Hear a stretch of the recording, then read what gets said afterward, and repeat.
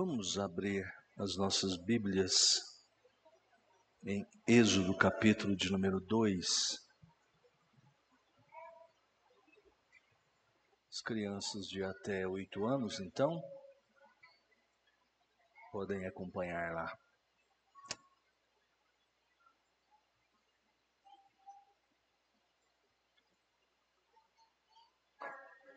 Êxodo, capítulo de número 2.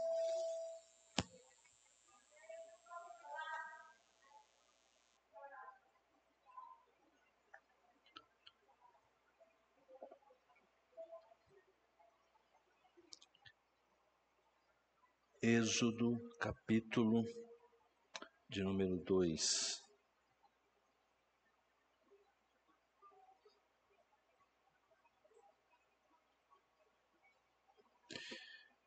Diz assim a palavra do Senhor. Por favor, tenha sua Bíblia aberta aí neste capítulo de número 2 do livro de Êxodo. Assim, foi-se um homem da casa de Levi e casou com uma descendente de Levi. E a mulher concebeu e deu à luz um filho. E vendo que era formoso, escondeu-o por 3 meses. Não podendo, porém, escondê-lo por mais tempo, tomou um cesto de junco, calafetou-o com betume e piche, e pondo nele o menino, largou-o no carriçal à beira do rio. A irmã do menino ficou de longe para observar o que lhe haveria de suceder. Desceu a filha de Faraó para se banhar no rio, e as suas donzelas passeavam pela beira do rio. Vendo ela o cesto no carriçal, enviou a sua criada e o tomou. Abrindo-o, viu a criança e eis que o menino chorava. Teve compaixão dele e disse: Este é menino dos hebreus.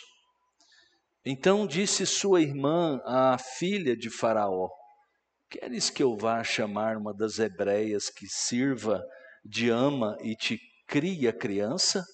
Respondeu-lhe a filha de Faraó: Vai. Saiu, pois, a moça e chamou a mãe do menino. Então lhe disse a filha de Faraó: Leva este menino e cria-mo, pagar-te-ei o teu salário. A mulher tomou o menino e o criou. Sendo o menino já grande, ela o trouxe à filha de Faraó, da qual passou ele a ser filho. Esta lhe chamou Moisés e disse: Porque das águas o tirei.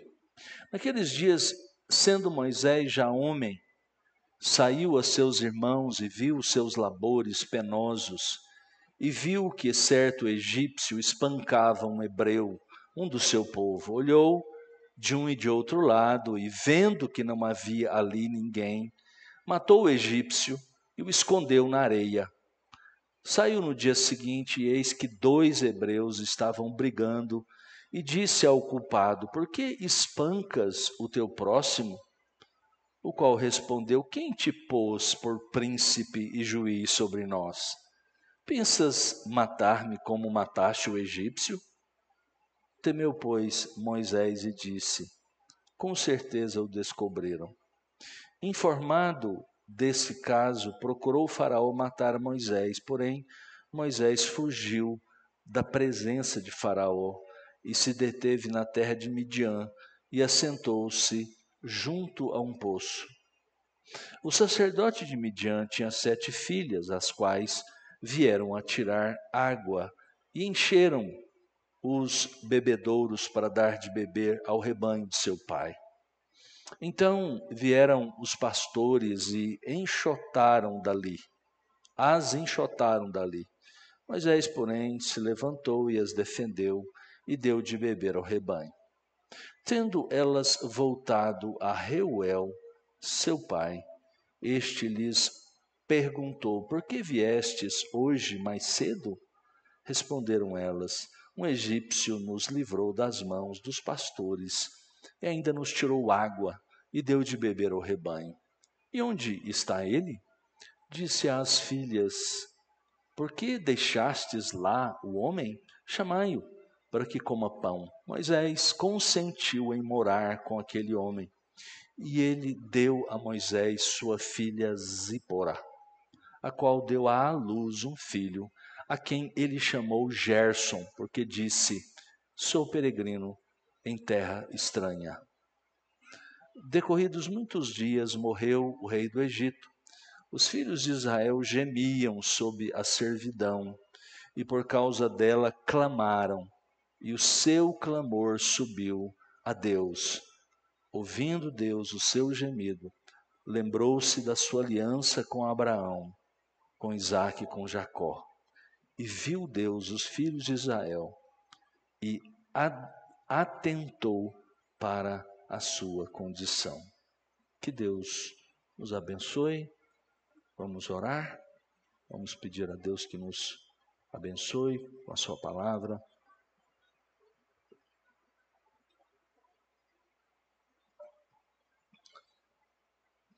Querido Deus e Pai Celestial, estamos agora diante do Senhor, a Tua palavra foi lida, nós vamos meditar nela. Pedimos que o Senhor fale, ó Deus, ao nosso coração, nos ensine, toma, ó Deus, estas palavras, esse texto, e que o Senhor mesmo nos conduza àquilo que nós precisamos ouvir sobre nossa vida, nossa identidade, quem somos nós, especialmente à luz da verdade, da Escritura, da Sua palavra. Em nome de Jesus, amém.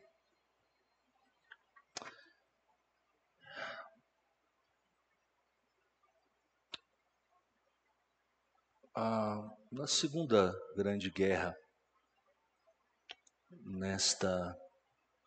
muitos heróis tentando salvar pessoas surgiram. Um deles, um pastor que já ouvimos falar, acho que razoavelmente dele aqui, um pastor alemão chamado Dietrich Bonhoeffer. Tem uma história muito bonita. Foi um mártir. Ele foi morto poucos dias da queda do nazismo, da própria morte, suicídio de Hitler. Mas infelizmente, ou felizmente, ele foi assassinado pelo regime, bem novo, bem jovem ainda, mas já havia produzido muitas coisas. Ele foi alguém que se levantou dentro da igreja protestante alemã, se levantou contra o nazismo.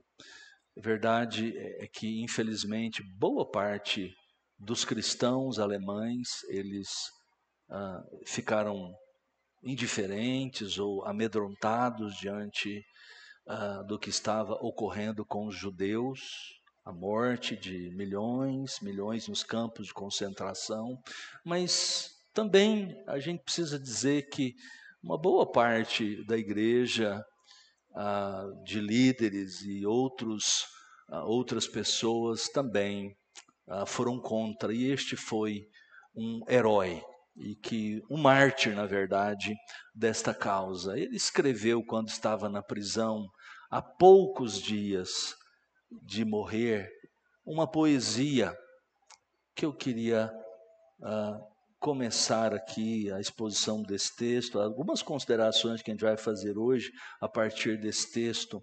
Queria ler para os irmãos, por favor. Ele diz assim: ouçam. Quem sou eu? Muitas vezes eles me dizem que eu sairia do confinamento de minha cela, calma, alegre, firmemente, como um fidalgo de sua casa de campo. Quem sou eu Muitas vezes eles me dizem que eu poderia conversar com os guardas de minha prisão com liberdade, amizade e clareza, eu, como se fosse eu a comandar. Quem sou eu? Eles também me dizem que eu suportaria os dias de meu infortúnio com equidade, sorrindo, orgulhoso, como quem está acostumado a vencer. Sou então realmente tudo o que os outros homens dizem? Ou sou apenas o que conheço de mim mesmo?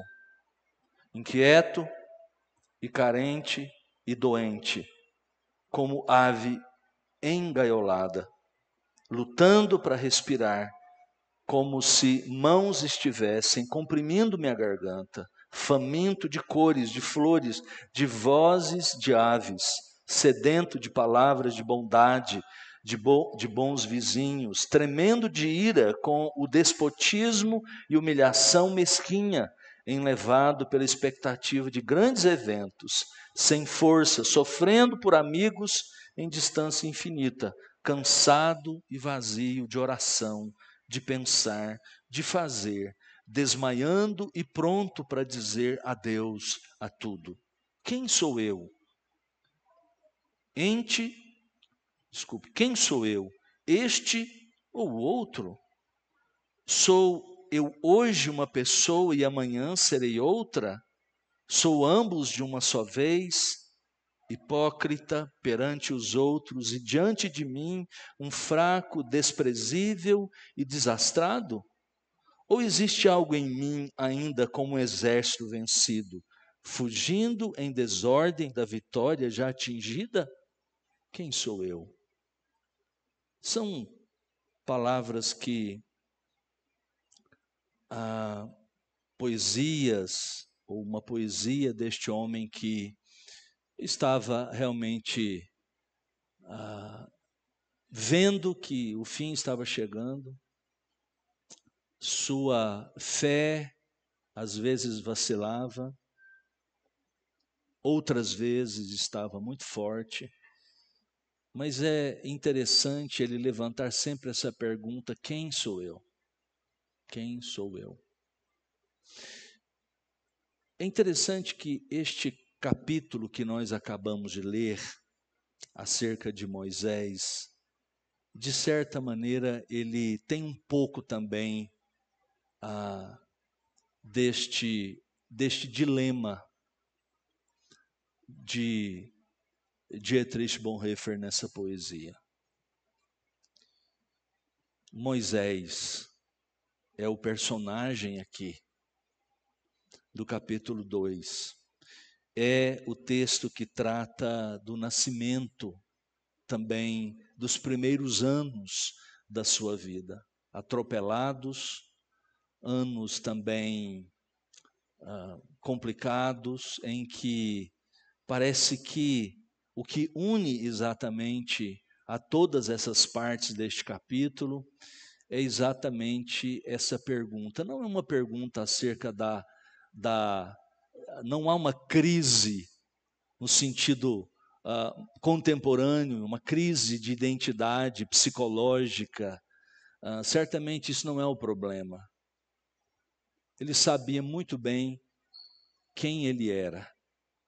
A grande questão de Moisés aqui era, diante daquilo que ele era, de que ele tinha consciência, como as pessoas, na verdade, o encaravam, como as pessoas o viam. Esse é o problema, e isso certamente afetou profundamente a sua vida. Lembre-se que são 80 anos, 40 e depois mais 40 anos até que ele começasse de fato o seu ministério. Já era um senhor de idade, 80 anos, para nós já um velho. Ele viveu mais de 100 anos, as pessoas até esse momento viviam um pouco mais do que a gente vive, pelo menos essas que, alguns que a Bíblia tem narrado. Pessoas também morriam muito novas, mas vamos olhar esse texto à luz desta procura, dessa pergunta que Moisés certamente continha no seu coração e que é respondida certamente pelas escrituras sagradas como um todo, certamente. Faraó, veja, tentou de tudo para impedir que os israelitas proliferassem, nascessem, crescessem como nação no Egito. Nós vimos isso no capítulo 1, na semana passada. Primeiro, ele os escravizou, está lá no capítulo 1, verso de número 12. Você pode voltar aí um pouquinho na sua Bíblia, verso de número 12. Diz assim: mas quanto mais os afligiam, tanto mais se multiplicavam e tanto mais se espalhavam, de maneira que se inquietavam por causa dos filhos de Israel. Não funcionou. Depois ele ordenou às parteiras Sifrá e Puá que matassem cada menino hebreu ao nascer. Mas essas duas mulheres esplêndidas, né? O nome delas, como nós vimos, é alguma coisa nesse sentido, de belas, lindas, esplêndidas, desafiaram Faraó e, na verdade, eles aumentaram mais ainda, segundo está no verso de número 20, que diz assim, do capítulo 1, e Deus fez bem às parteiras, e o povo aumentou e se tornou muito forte. Aliás, essa expressão é a tônica do capítulo de número 1, na narrativa que nós temos. Quanto mais esforço se fazia no sentido de destruir o povo de Deus, mais esse povo crescia. Depois de fracassar com a escravidão, o infanticídio, o faraó então recorreu ao genocídio. Verso de número 22 nos é dito assim: então ordenou o faraó a todo o seu povo, dizendo: a todos os filhos que nascerem aos hebreus lançareis no Nilo, mas a todas as filhas deixareis. Ele entendia que era a sua estratégia que se matassem os meninos, os homens, naquela cultura, naquele mundo, era assim que se fazia. Eles entendiam então que as meninas se tornariam, as mulheres se tornariam ou escravas ou prostitutas de alguns dos senhores, então por isso que preserve as mulheres, as meninas que fossem nascendo, eles iriam utilizar ao bel prazer deles. Mas o que é interessante, irônico, só para você ver como é que Deus muitas vezes faz as coisas, é que todo esse capítulo, o capítulo de número 2, são exatamente, aliás, desde o capítulo 1, são exatamente as mulheres, o grande perigo. Ele querendo eliminar os homens para que se tornasse mais fácil, então conter o avanço deste povo que estava lá no Egito. Então, mas são exatamente as mulheres, primeiro duas parteiras, Sifrá e Puá, e todo o capítulo 2, né? A mãe de Moisés, a irmã de Moisés, a princesa do Egito e mais adiante Zípora também. Então as mulheres têm um protagonismo muito forte nesses dois primeiros capítulos, como se o autor, que é Moisés, inclusive, destaca a presença dessas mulheres de Deus do passado que fizeram toda a diferença, na verdade. Então, depois de fracassar com a escravidão, infanticídio, ele recorreu aí à solução final, né?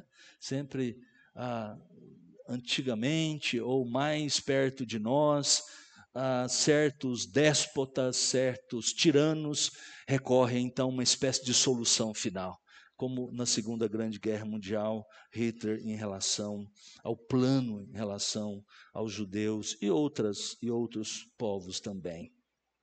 Então, diante do contexto, desejo de Faraó de matar todos os meninos hebreus recém-nascidos, Êxodo capítulo 2, introduz aí Moisés, focalizando 3 episódios da vida deles que nós lemos já. No primeiro deles, aprendemos sobre o seu nascimento e seu incrível resgate da morte. Está aí entre os versos de 1 a 10. No segundo, nós encontramos Moisés adulto, profundamente preocupado com o bem-estar de seus irmãos israelitas. Você tem isso na nossa leitura aí do verso 11 até o verso de número 15. No terceiro episódio, terceira imagem que nós temos aí, você tem Moisés como um fugitivo vivendo na terra de Midian. Esses episódios fornecem informações importantes antes de Deus, como nós vamos ver no capítulo de número 3, posteriormente, comissioná-lo, enviá-lo para ser o líder que iria tirar, como o seu próprio nome diz. Isso já é importante por si só. O nome Moisés significa exatamente tirar das águas. E é exatamente essa a sua missão, tirar o povo, passar pelas águas do grande mar, para que o povo pudesse cultuar, adorar a Deus na sua própria terra. Então, veja, a ligação entre essas três cenas, esses três episódios aqui, é o tema da, interessantemente, identidade de Moisés. Quem é Moisés? Quem será esse menino? Nós conhecemos a história toda, mas se a gente estivesse começando lá por Gênesis capítulo 1, 2, chegamos no final do capítulo, e agora nós nunca tivéssemos lido, entrássemos em Êxodo capítulo de número 1, e agora chegamos no capítulo 2, e aí só amanhã ou no próximo domingo que essa história haveria de ser escrita, seria escrita, então a gente teria essa expectativa. A gente olharia para esse capítulo 2, o verso de número 1 a 10, o que será? Quem é esse menino? Por que é narrado dessa maneira? E mais adiante, tendo se tornado já um homem adulto, como diz o verso 11, olha, que começo! É esse que será o responsável por libertar o povo? Tente fazer um esforço nesse sentido, de pensar assim, não o que está adiante no livro de Êxodo, a partir do capítulo 3, especialmente mais adiante, lá pelo capítulo 10, 12, quando tudo aconteceu, quando sucesso total, entre aspas, no nosso sentido bíblico de redenção. Veja, quem é, ou melhor, o que será? O que será este homem, esse menino? Quem é Moisés? Veja aí, esses três episódios levantam essa questão, e é claro que nele próprio já se é insinuado respostas para isso, mas nós que temos o quadro total, nós que temos toda a história, sabemos muito bem, ou podemos ter noções de onde isso vai dar, no próprio Salvador, o Senhor Jesus Cristo. Veja aí, dê mais uma olhada no primeiro episódio, verso 1 ao verso 10. Note que o primeiro episódio levanta a questão de sua identidade étnica e familiar. Veja, foi-se um homem da casa de Levi e casou com uma descendente de Levi. E a mulher concebeu e deu à luz a um filho, e vendo que era formoso, escondeu por 3 meses. E aí a história continua. E é interessante porque isso vai chegar, nós vamos chegar a outras informações que nós poderíamos gastar muito tempo explorando, explicando coisas interessantes, mas veja o verso de número 10, o último verso, diz assim: sendo o menino já grande, Ela, ou seja, a mãe que cuidou, nós vimos toda essa história de providência divina, impressionantemente, ao ponto, ironicamente, é uma das ironias também dessa história. Acaba que a mãe, né, ela recebe salário para cuidar do seu próprio filho. Que coisa maravilhosa. São as histórias que nossos filhos, nós mesmos, ouvimos, crescemos, quem cresceu na igreja, ouviu e ficou maravilhado, impressionante, as crianças impressionadas, nós também, tudo verdade, coisas maravilhosas, como a irmã, que, note bem que por enquanto nem os nomes aparecem, só lá no capítulo 6, aqui somente o objetivo da passagem, dessa imagem toda, dessa cena, do verso 1 ao verso 10, é destacar somente o nome de Moisés. Você não tem o nome da mãe, que é Joquebede, lá no capítulo 6 vai ser dito. Aqui não tem o nome da irmã, que é a Miriam, que lá adiante também se fará o nome dela, e assim por diante. Porque a única e mais importante coisa que precisa ser dita nesses termos, minuciosamente, sendo o menino já grande, ela o trouxe à filha de Faraó, que também não tem o seu nome aqui, da qual passou ele a ser filho. Esta lhe chamou Moisés e disse: porque das águas o tirei. Veja o problema, quem sou eu? Quem é de fato Moisés? A preocupação exatamente com a sua origem, né? Quem é este Moisés? Lá no capítulo 2, verso 1, é dito que ele é um descendente de Levi, da tribo de Levi. Foi-se um homem da casa de Levi e casou-se também com uma filha de Levi, uma descendente de Levi.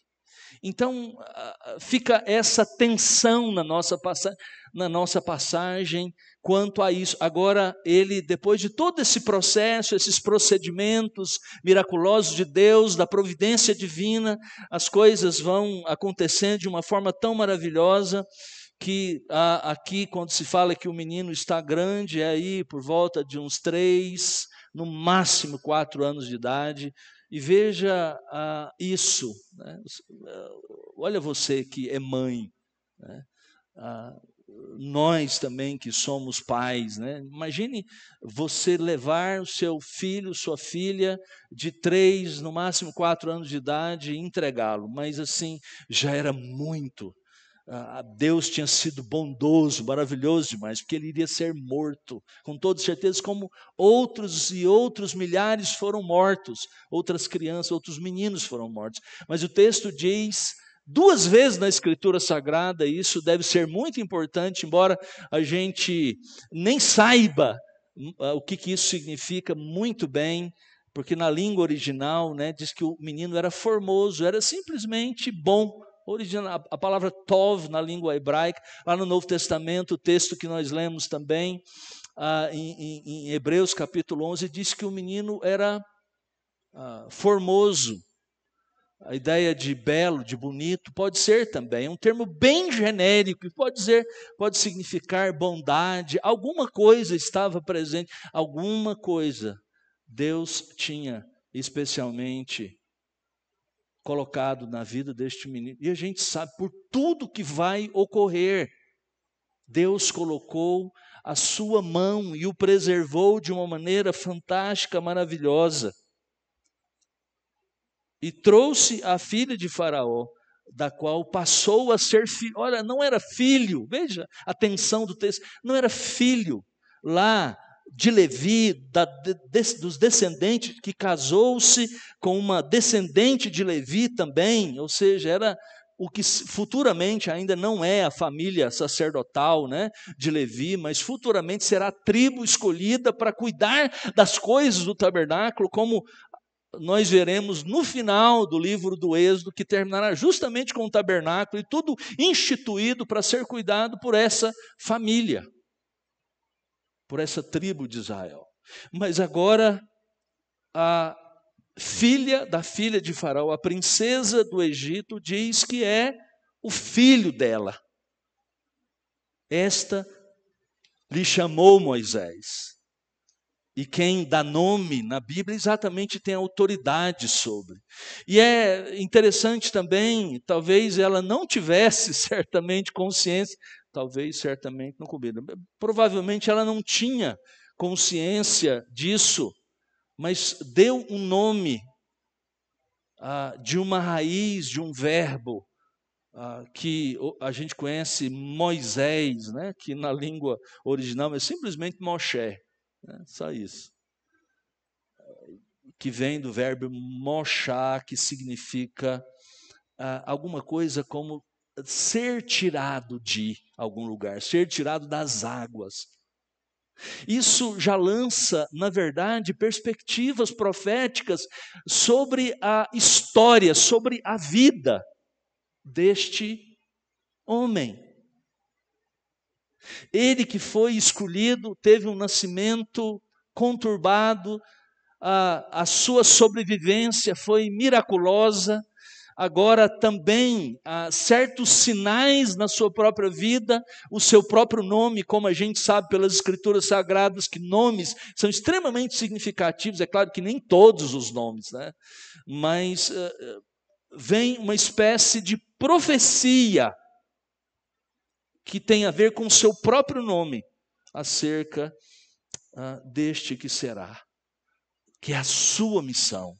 Ele, como ele das águas foi tirado, ele também será um instrumento de Deus para libertar, para passar para o outro lado do mar e levar o povo de Deus como o grande símbolo de redenção, de libertação, de salvação da história do Novo Testamento.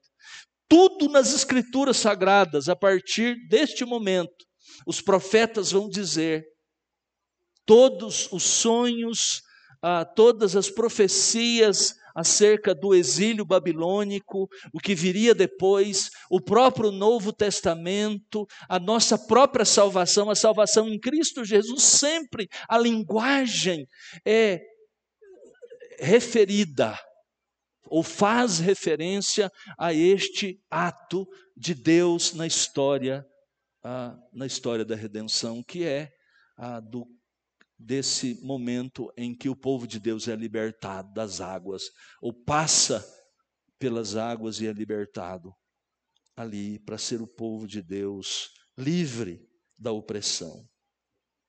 Os comentaristas de todas as matizes teológicas e históricas estabelecem paralelos com personagens históricos, alguns deles inclusive reis, imperadores como Sargão. Existem histórias, por exemplo, de Sargão I, um rei antigo de 2300 mais ou menos, mas é uma lenda que vai para depois, inclusive, do que é escrito aqui acerca de Moisés, muito parecida, que era um menino que foi tirado mais ou menos nessas próprias condições. Aliás, isso era muito comum, essas lendas acerca de meninos, de heróis, de pessoas, de reis, ou pessoas comuns, como diz um comentarista.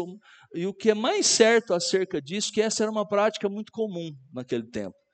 Como na pós-Idade Média, Idade Moderna, os pais, quando queriam rejeitar os seus filhos lá, nessa época jogavam então nos rios, nos mares, e depois eles colocavam naquilo que é chamado de roda, né? Jogavam lá nos lugares feitos pelas freiras e padres para acolher na idade, no século XVIII, XVII, XVIII, por aí. O que essas histórias antigas, imitando o que está aqui no capítulo 2, podem nos revelar, é somente isso, nada mais do que isso. Mas mais importante de tudo são os paralelos interessantes e reais com outros personagens e passagens bíblicas, como por exemplo, paralelos com a vida de José, as coisas que aconteceram com José no Egito, tem paralelos com aquilo que ocorreu também com Moisés, essa cena, especialmente aqui da arca sendo feita, tecida, construída aqui pela mãe, pela irmã de Moisés, paralelos também com a arca de Noé, lá no capítulo 6, 7, 8 e 9 do livro de Gênesis. Assim, há semelhanças de coisas na narrativa, mas obviamente o paralelo mais claro com aqui essa passagem, com Êxodo capítulo 2, é o relato que Mateus faz do nascimento de Jesus. É só você ter na sua memória, se você já leu aí, Mateus capítulo 1 e capítulo 2, conhece aquelas histórias. É impressionante como ali no Evangelho de Mateus, toda aquela passagem também tem um olhar, fazem paralelos, fazem alusões às ideias que estão aqui nesse capítulo 2. Porque veja, algumas só. Aquilo que Faraó é para o infante Moisés, Herodes, lá no capítulo 1, no capítulo 2, é para o infante Jesus. O que Joquebede e Miriam são para Moisés, Maria e José são para Jesus.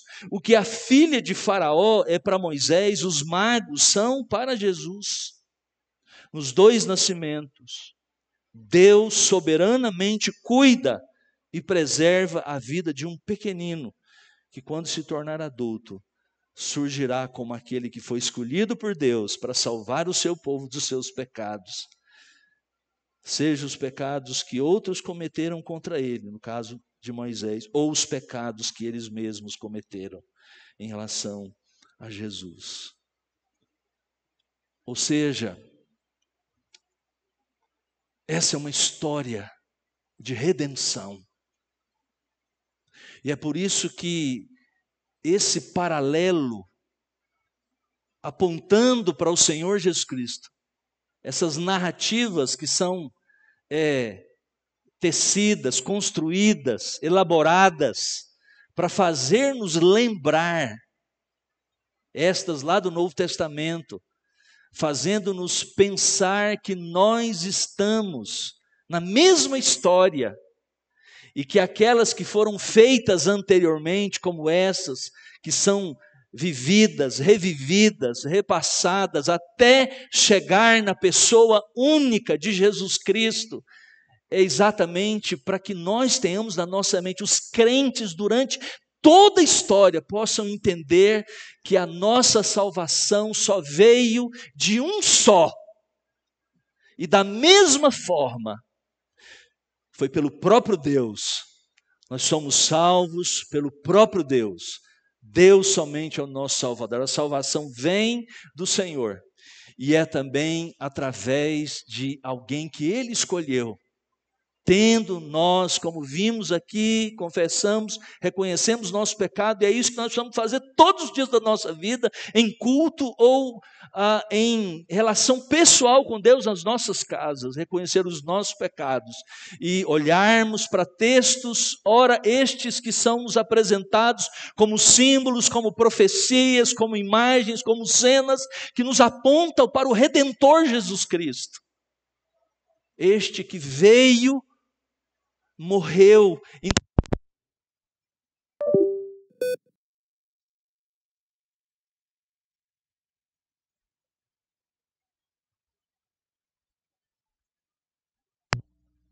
que pela fé, Moisés, quando crescido, recusou ser chamado filho da filha de Faraó. Esse texto também nos aponta para esse lado. Mais importante de tudo é essa história, a história da redenção. Mas também esse texto aponta para o fato, irmãos, de que muitas vezes, para mim e para você, será requerido de nós que a gente abandone certas coisas, como esse texto também está nos apresentando. e que lá em Hebreus capítulo 11, verso 24, isso nos é dito claramente quando o autor de Hebreus, falando sobre fé, sobre os heróis da fé, sobre aqueles que viveram pela fé, que confiaram que Deus salva dos seus pecados e, portanto, a vida é uma vida que se vive pela fé nessas verdades, também tem implicações. Depois de salvos, depois de redimidos, nós temos um estilo de vida só. É o estilo de vida da fé. Nós vivemos por fé. Nós somos salvos pela fé. E nós continuamos vivendo neste mundo pela fé. E veja, essa provavelmente não foi uma recusa fácil. Quando Moisés teve que rejeitar. Porque uma coisa é dizer não para os tesouros do Egito, como ele faz aqui. Outra coisa é dizer não para uma pessoa que arriscou a própria vida para salvar a sua vida, essa princesa. Ele teve que dizer não. Dizer não quando disse não, quando ele foi para estar com o povo de Deus e ir para o meio do povo de Deus e lutar pelo povo de Deus do seu jeito, equivocado, errado, não era a maneira de Deus, e por isso passou mais 40 anos esperando, mas de qualquer maneira era alguém importante. Investiu anos na própria vida para educá-lo,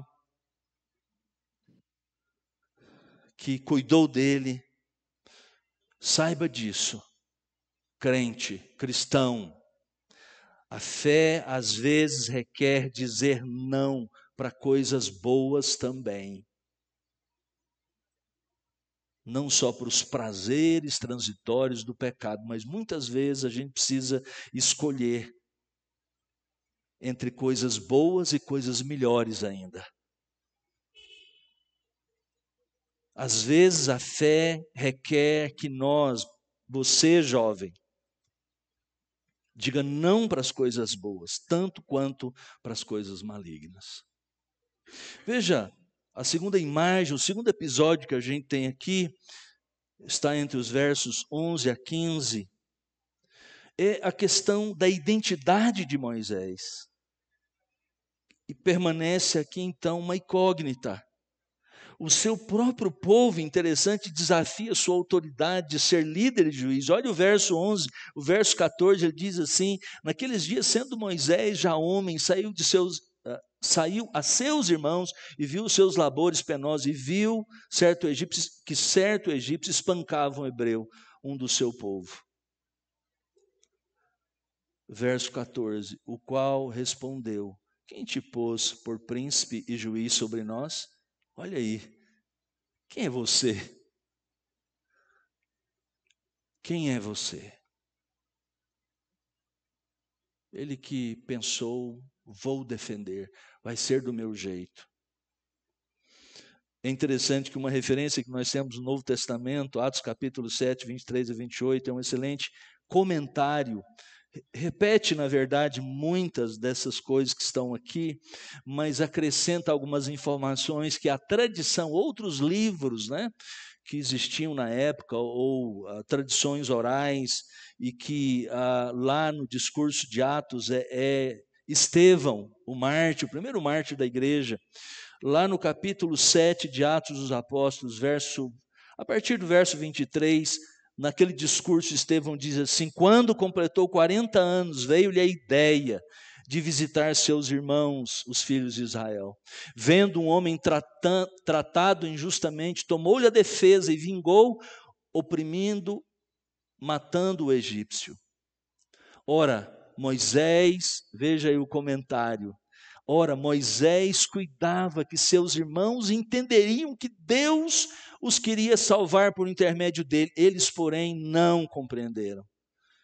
No dia seguinte, aproximou-se de uns que brigavam e procurou reconduzi-los à paz, dizendo: homens, vós sois irmãos, por que vos ofendeis uns aos outros? Mas o que agredia o próximo repeliu, dizendo: quem te constituiu autoridade e juiz sobre nós? Acaso queres matar-me como fizeste ontem ao egípcio? Sua intenção, provavelmente por essas expressões usadas por Estevão aqui, era referir-se, apontar exatamente para Jesus Cristo nesse momento. a partir da vida de Moisés. Note bem que primeiro, que está também lá no capítulo 2 de Êxodo, e é repetido as mesmas ideias aqui no capítulo 7 de Atos, nesse discurso. Primeiro, há um questionamento. Foi exatamente isso que aconteceu com Jesus, quando Jesus chegou. As pessoas perguntavam, quem é este? Depois, o repeliram. Foi isso que fizeram também com Moisés. Mas eles já sabiam disso. O que fizeram com Jesus foi a mesma coisa que fizeram com Moisés.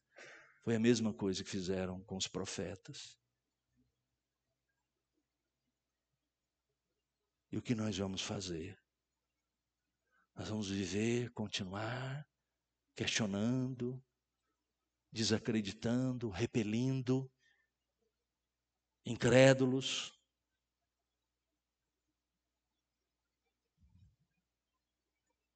Terceira parte, ou terceiro episódio, verso 16 ao verso 22. Nesse terceiro episódio, Moisés é primeiro identificado, mais uma vez, ironicamente, como um egípcio. Veja como essa questão da identidade. Quem é este homem? E é interessante que só no capítulo 3 é que isso vai ficar muito claro. Quando Deus aparece para ele. Yahvé se mostra. E veja se nós vamos passar, mas você certamente tem essa passagem na sua cabeça, a maioria de nós aqui, é aquela passagem em que ele vai inventar um monte de desculpas. Eu não sei falar, eu sou gago, eu não sei isso, eu não dou conta, eu não faço isso e aquilo. E aí Deus até que mete os dois pés nas costas dele, vai você, seu irmão, levarão junto também, vai ser sua boca, vai ser profeta. Chega, vamos embora.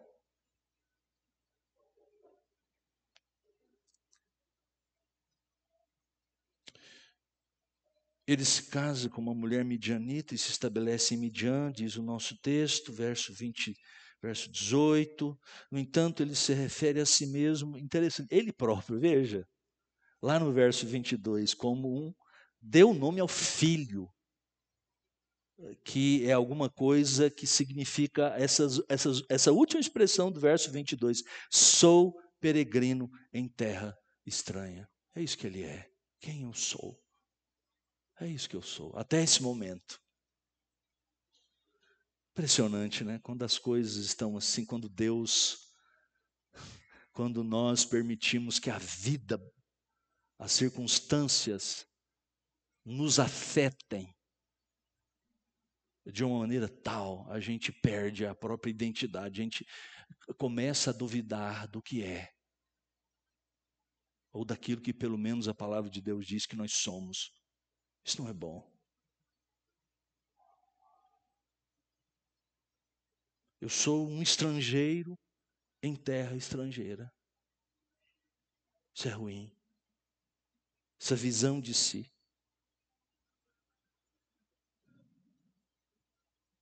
É só no capítulo 3, então, que a visão de si mesmo é dada de uma maneira muito clara. Para a gente terminar, veja, está aí essas palavras que são versos 23, 24 e 25 que fecham esse capítulo com uma marca importante, profunda, certa e segura. Veja, diz o texto, decorridos muitos dias, morreu o rei do Egito. Os filhos de Israel gemiam sob a servidão e por causa dela clamaram, e o seu clamor subiu a Deus.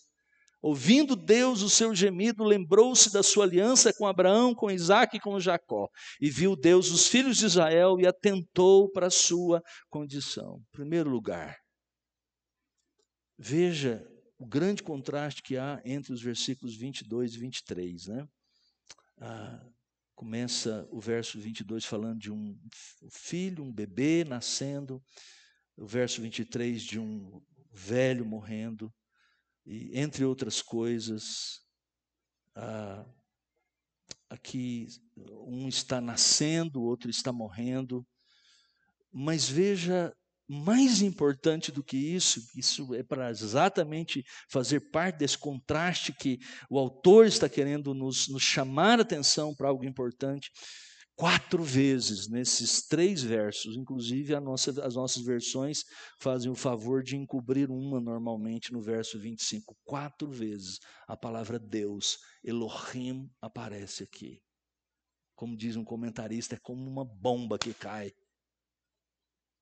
para marcar toda essa história até agora. Deus vai mudar completamente a sorte desse povo. 4 vezes a palavra Deus aparece e adiante dela verbos que falam de movimentos de Deus em favor do seu povo. São os termos da aliança, são as coisas, as palavras, os verbos mais importantes dessa relação de Deus com o seu povo. Veja, o clamor subiu a Deus. Ouvindo Deus o seu gemido, lembrou-se. Nós precisamos entender esse verbo, essa expressão, de uma maneira diferente, como o autor quer que a gente entenda. É claro que Deus não se esqueceu, no sentido em que nós nos esquecemos. É só para dizer que quando esse verbo é usado para Deus, são 170 vezes esse verbo mais ou menos usado no Antigo Testamento. A metade deles, para mais da metade, é sempre ligados a Deus, que Deus se lembrou. E todas as vezes o sentido não que ele esqueceu, caducou, está velho demais, esqueceu. Não é nesse sentido que nós, por um lapso de memória, deixamos para trás uma série de coisas que temos que fazer. Mas é sempre o sentido de que Deus está agindo em favor do seu povo. Deus vai agora agir, está em direção ao seu povo. Ele lembrou-se da sua aliança com Abraão, com Isaac e Jacó. Deus é um Deus de aliança. Por que você é salvo? Por causa da aliança. Por que os seus filhos estão dentro da promessa? Por causa do juramento dentro da aliança. Relacionarmos com Deus com base na aliança é a coisa mais maravilhosa que tem. É a espiritualidade, é a vida cristã que nos traz prazer e descanso. Porque coloca um Deus soberano que fez tudo e que nos coloca debaixo das suas asas, da sua proteção. Ele é o nosso Salvador, Ele é o nosso Senhor. É aquele que ainda, porque Ele é o Deus da aliança, que nós podemos ainda clamar. Você é um filho da aliança, você faz parte da aliança. Por isso, o texto como se estivesse gritando, dizendo para nós, da mesma forma como Deus fez com esse povo lá no passado. Deus ouve o clamor do seu povo. Esteja certo disso. Ouvindo Deus o seu gemido, Deus não deixará de vir ao encontro daqueles que estão dentro da aliança, daqueles que entraram na aliança por relacionarem-se com Cristo, porque crerem em Cristo Jesus como seu Salvador pessoal, que creram neste Evangelho, que foi aceito, crido. Ele ouve o seu clamor.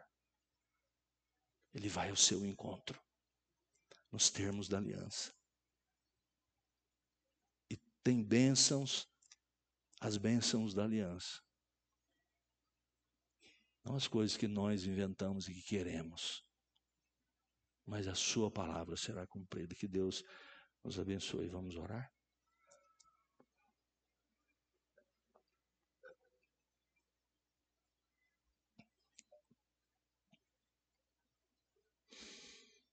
Deus, nosso Pai, traz ao teu povo a graça de compreender, de entender, de viver dentro desta relação contigo, de um Deus soberano, maravilhoso e bom, e que se preocupa, que ouve o clamor daqueles que te buscam, daqueles que estão dentro do pacto. Visita a este irmão, a esta irmã que está com o coração nessa noite quebrado, decepcionado, com a alma chorosa, um coração e uma mente com perguntas acerca de si, com crises. Que o Senhor venha, que ao clamar eles possam te achar, em nome de Jesus. Amém e amém. Só a última frase da poesia que eu esqueci, mas preciso dizer que para os irmãos, o Dietrich Bonhoeffer termina assim: quem sou eu? Eles zombam essas minhas perguntas solitárias. Quem quer que eu seja, tu sabes, ó Deus, que sou teu. É isso que somos, pertencemos a Ele. Que Deus nos abençoe.